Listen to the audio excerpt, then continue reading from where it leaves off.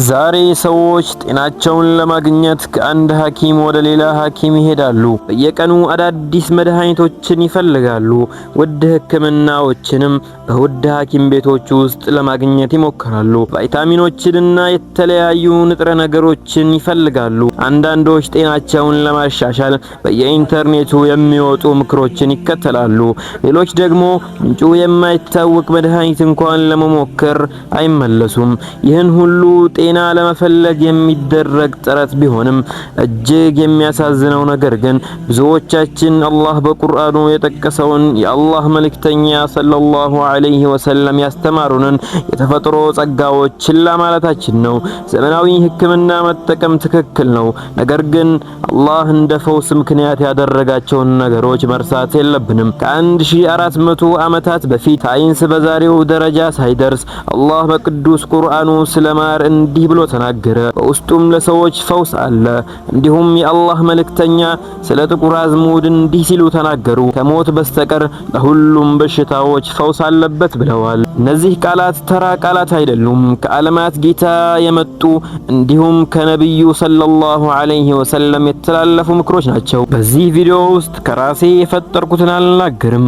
የምንመለከተው ሁሉ ከቅዱስ ቁርአን፣ ከሶሒህ ሐዲሶች እንዲሁም ከታመኑ የእስልምና ምሁራን ማብራሪያ የተወሰደ ይሆናል። ስለ ማርና ስለ ጥቁር አዝሙድ እስልምና ምን እንደሚያስተምር፣ እነዚህም በትክክል መጠቀም ምን እንደሚያመጣ እንዲሁም ከቁርአንና ከሱና ምን ትምህርት እንደምንወስድ በዝርዝር እንመለከታለን።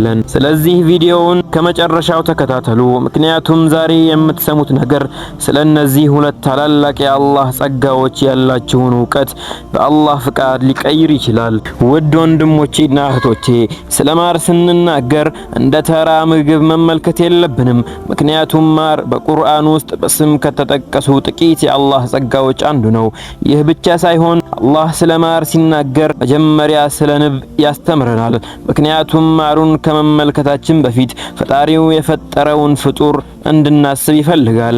አላህ ሱብሓነሁ ወተዓላ በሱረቱ ነህል ከ68ኛው እስከ 69ኛው አንቀጽ ላይ እንዲህ ብሎ ይናገራል። ጌታህም ወደ ንብ እንዲህ ሲል አስታወቀ፣ ከተራራዎች ከዛፍም ሰዎች ከሚሰሩትም ቀፎ ቤቶችን ያዢ፣ ከዚያም ከፍሬዎች ሁሉ ብይ፣ የጌታሽንም መንገዶች ላንቺ የተገሩ ሲሆኑ ግቢ። ሆዶቿ መልኮቹ የተለያየ መጠጥ ይወጣል፣ በእርሱ ውስጥ ለሰዎች መድኃኒት አለበት፣ በዚህ ውስጥ ለሚያስተነትኑ ህዝቦች በእርግጥ ተአምር አለበት ይላል።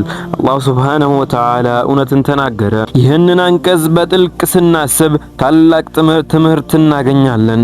አላህ በውስጡ ፈውስ አለ ብሎ ነገር ግን ማር ራሱ ፈውስ ነው አላለም። ይህንን አንቀጽ በጥልቅ ስናስብ ታላቅ ትምህርት እናገኛለን። አላህ በውስጡ ፈውስ አለ ብሎ ነገር ግን ማር ራሱ ፈውስ ነው አላለም። የተፍሲር ምሁራን እንደ ኢማም ኢብኑ ከሲር ይህንን ሲያብራሩ ፈውስ ከአላህ እንደሆነና ማር አላህ ከፈጠራቸው የፈውስ ምክንያቶች አንዱ መሆኑን ይገልጻል። ይህ ደግሞ አንድ ትልቅ የአቂዳን ትምህርት ያስተምረናል። ሙስሊም ማርን ሲጠቀም እምነቱን በማር ላይ አያደርግም፣ እምነቱን በአላህ ላይ ያደርጋል እንጂ። ማር ምክንያት ነው፣ ፈውስ ግን ከአላህ ብቻ ነው። የሚያስገርመው ሌላ ነገር ደግሞ አላህ ማሩን ከመጥቀሱ በፊት ስለ ንብ መታዘዝ ተናገረ። ትንሽ ፍጡር ብትሆንም ንብ የአላህን ትእዛዝ በፍጹም ታዛዥነት ትፈጽማለች። ከዚያም ለሰው ልጆች ጥቅም ያለውን ማር ታመርታለች። ይህ ለኛ ምልክት ነው። አላህን በታዛዥነት የሚከተል ሰው በራሱም ሆነ በሌሎች ላይ በረካ ይሆናል። እንደዚሁም አላህ የተለያየ ቀለም ያለው መጠጥ ብሎ የጠቀሰው የተፍሲር ምሁራን ይህንን የተለያዩ የማር አይነቶች እንደሚያመለክት ይገልጻሉ። አንዳንዱ ወርቃማ ነው፣ አንዳንዱ ጥቁር ይመስላል፣ ሌላው ቀላል ቀለም አለው።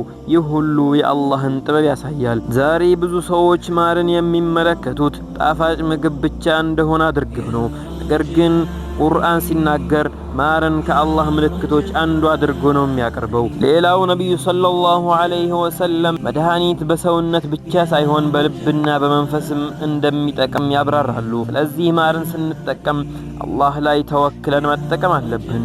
ከዚህ በኋላ ጥያቄው ይህ ነው፣ ነብዩ ሰለላሁ ዐለይሂ ወሰለም ከሞት በስተቀር ለሁሉም በሽታ ፈውስ አለው ብለው የገለጹት ሌላው ድንቅ የተፈጥሮ ስጦታ ምንድነው?